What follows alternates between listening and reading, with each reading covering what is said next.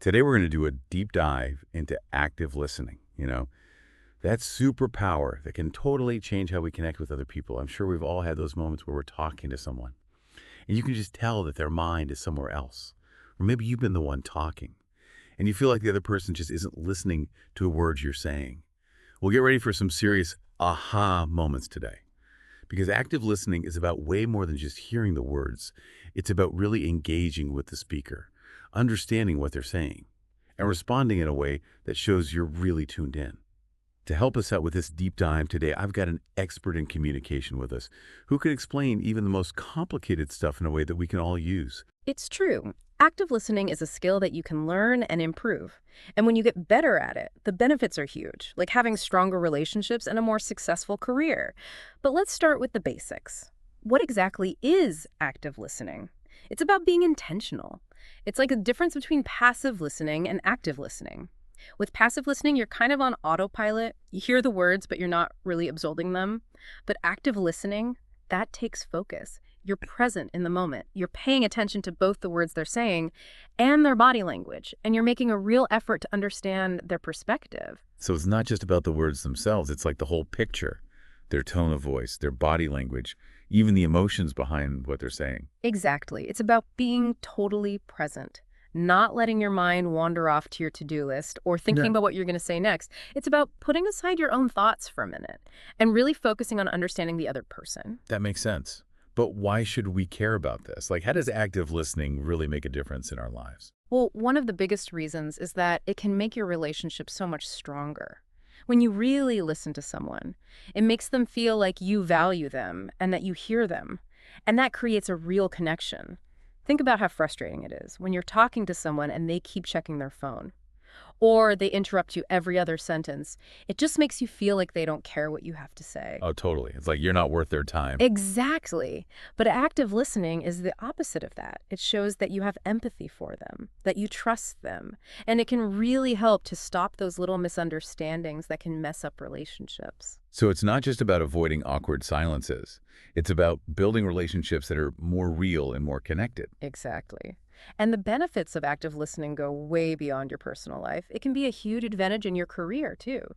Think about the best bosses you've ever had. Weren't they amazing listeners? You know what? They were.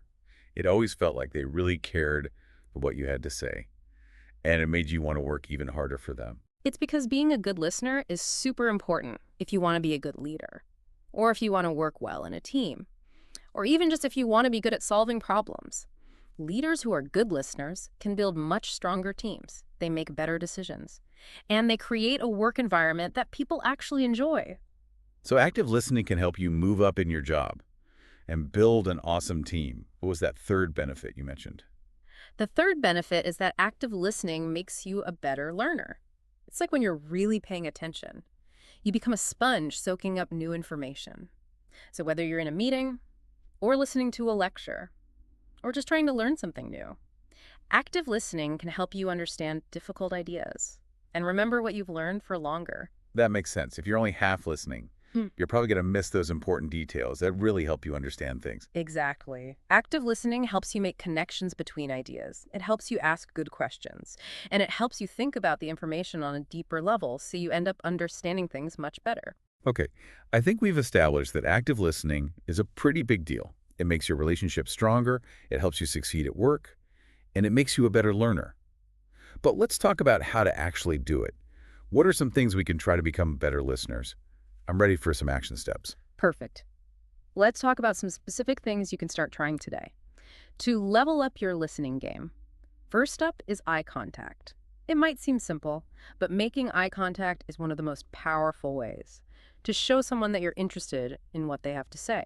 Eye contact makes sense, but how much is too much? I don't want to stare at someone and make them uncomfortable. You're right. It's all about finding a balance. You want to make enough eye contact to show you're paying attention, but not so much that it gets weird. Think of it like a warm and inviting look, not a laser beam. Okay, warm and inviting, got it. What else can we do to show that we're really listening? Your body language can tell someone a lot about how well you're listening. Think about it. If you're slumped over with your arms crossed, and you keep looking away from the person who's talking, it sends the message that you're not really interested. But even small things like nodding your head, leaning in a little bit, and keeping your posture open, like uncrossing your arms and trying not to fidget. All of that can make a huge difference. So it's about showing with our bodies that we're open and receptive and not closed off or distracted. Exactly. And here's another powerful technique. Take a moment to reflect on what you've heard and maybe even clarify what the speaker was saying. This shows them that you're not just passively listening, but that you're actively trying to understand their message. It's like taking a second to process what they said and make sure you're both on the same page. That makes a lot of sense. It shows that you're really paying attention and trying to get it right. Are there any specific phrases we could use for that? Definitely. You could try things like, so what you're saying is, or if I'm understanding you correctly, you mean, or even something like, it sounds like you're feeling.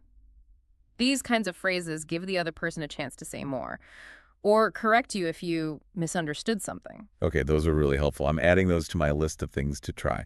What else is important for becoming a better active listener? One of the biggest challenges, and something we all do sometimes, is interrupting. It can be so tempting to jump in with our own thoughts, especially when we're really excited about a topic.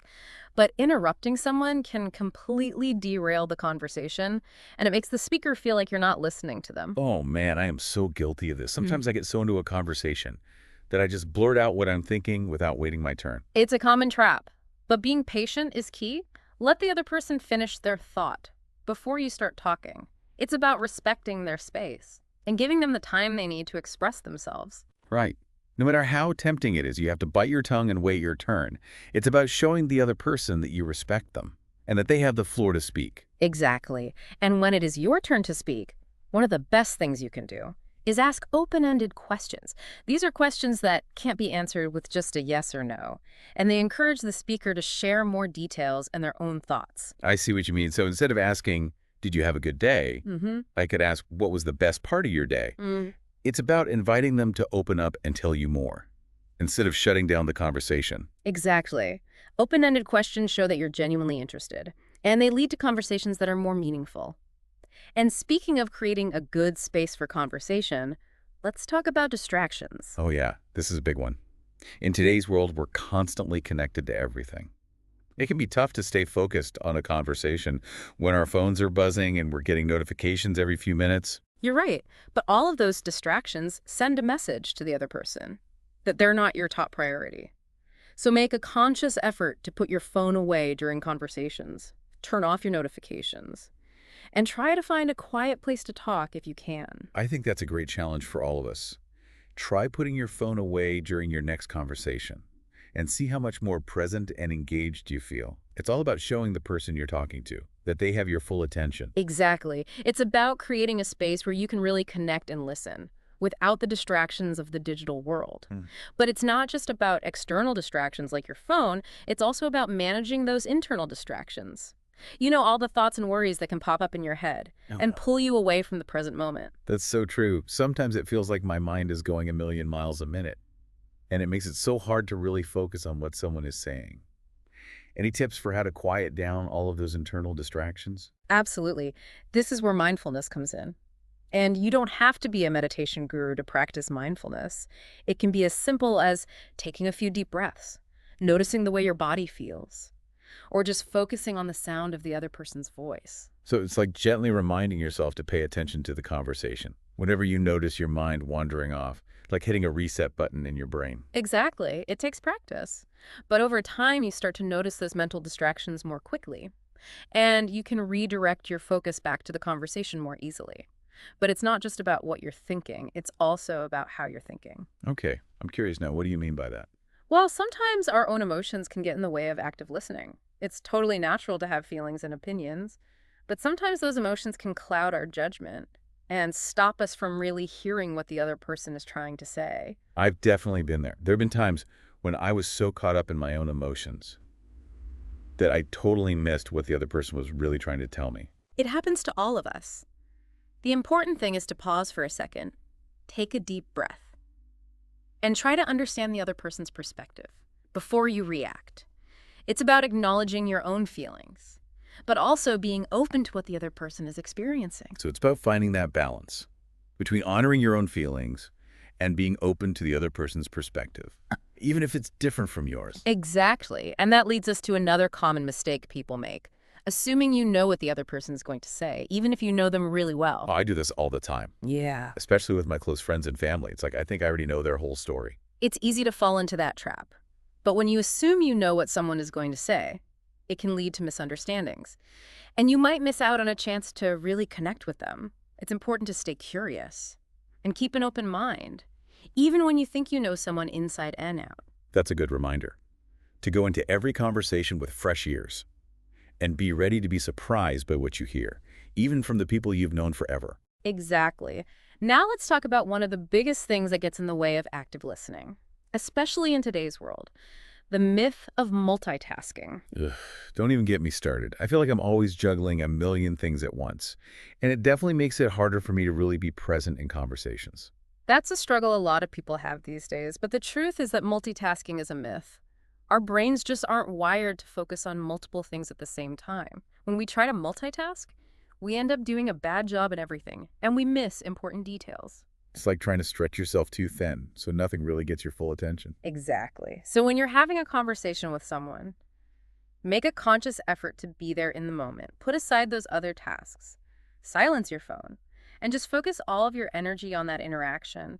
It's about giving the other person the gift of your undivided attention, even if it's just for a few minutes. It shows them that you respect their time and that you value what they have to say. You know, as we've been talking about all of these common pitfalls, it makes me realize that active listening isn't always easy. It takes work and practice and the willingness to be present in the moment, even when your mind wants to pull you in a million different directions. You're absolutely right. Active listening is a skill.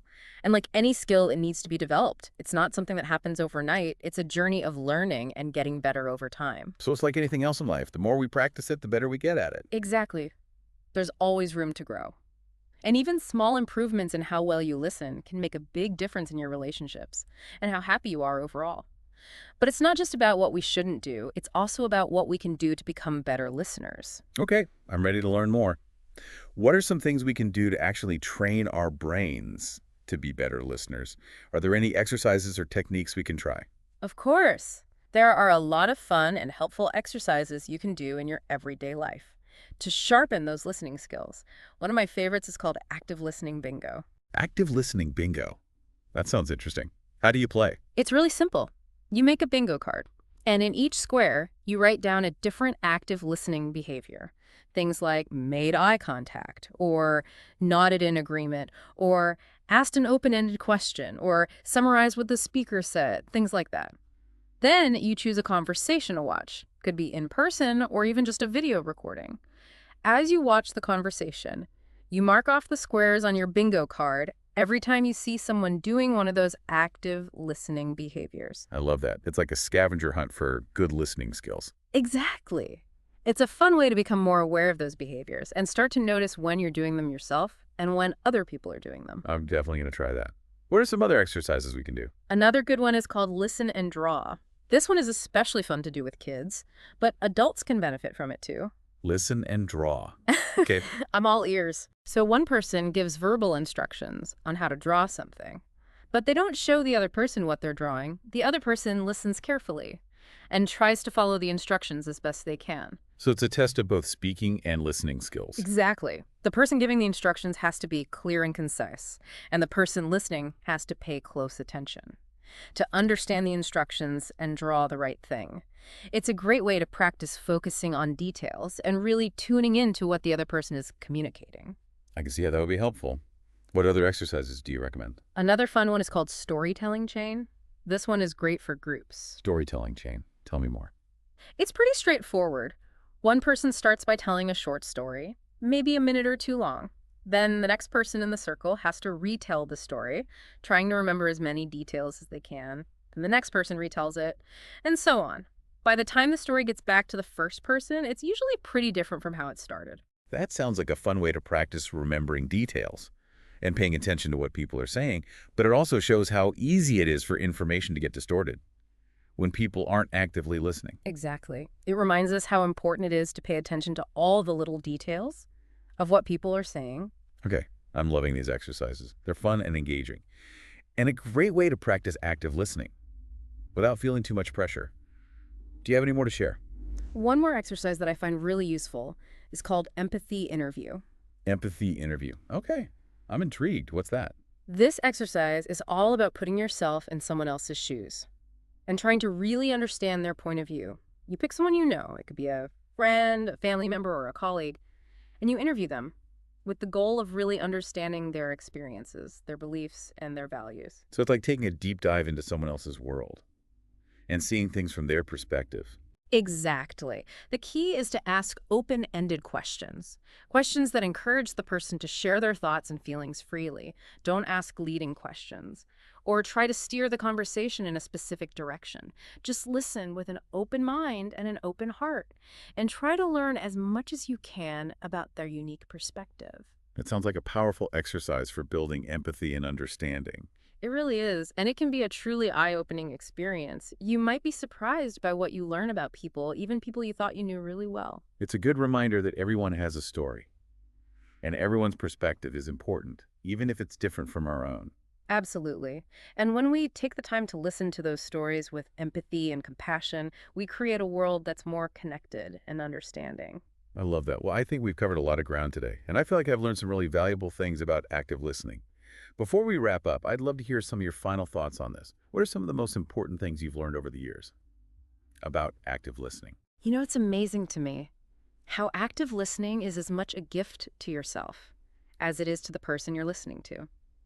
When we truly listen, we open ourselves up to new ideas and we build deeper connections and It's understanding. like we're expanding our own world Yeah, by tuning into the experiences of others. exactly. And I've learned that it's an ongoing practice, not a destination. There will be times when we get distracted or impatient or we just aren't at our best.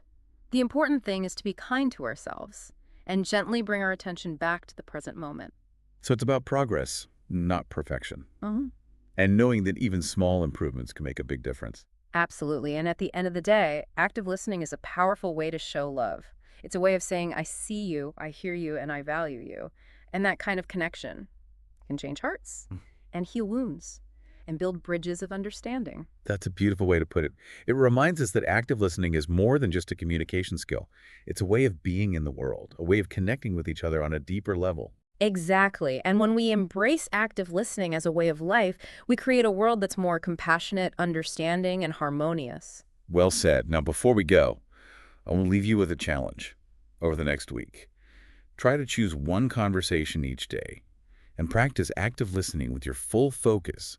Notice how it changes the interaction, how it makes you feel, and how it impacts the other person. You might be surprised by what you discover. It's a simple practice, but it has the power to make a real difference in the world. I agree. So keep those ears open, keep those minds engaged, and until next time, happy listening. It's really interesting. Active listening is as much a gift to yourself as it is to the person you're listening to. Oh, yeah, I like that. When we truly listen, we open ourselves up to new ideas and we build deeper connections and understanding. It's like we're expanding our own world by tuning into the experiences of others. Exactly. And I've learned that it's an ongoing practice, not a destination. There will be times when we get distracted or impatient, or we just aren't at our best. The important thing is to be kind to ourselves and gently bring our attention back to the present moment. So it's about progress, not perfection, and knowing that even small improvements can make a big difference. Absolutely. And at the end of the day, active listening is a powerful way to show love. It's a way of saying, I see you, I hear you, and I value you. And that kind of connection can change hearts and heal wounds and build bridges of understanding. That's a beautiful way to put it. It reminds us that active listening is more than just a communication skill. It's a way of being in the world, a way of connecting with each other on a deeper level. Exactly. And when we embrace active listening as a way of life, we create a world that's more compassionate, understanding, and harmonious. Well said. Now, before we go, I want to leave you with a challenge. Over the next week, try to choose one conversation each day and practice active listening with your full focus.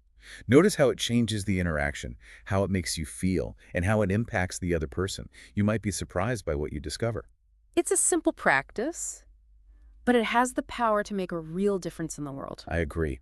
So keep those ears open, keep those minds engaged, and until next time, happy listening.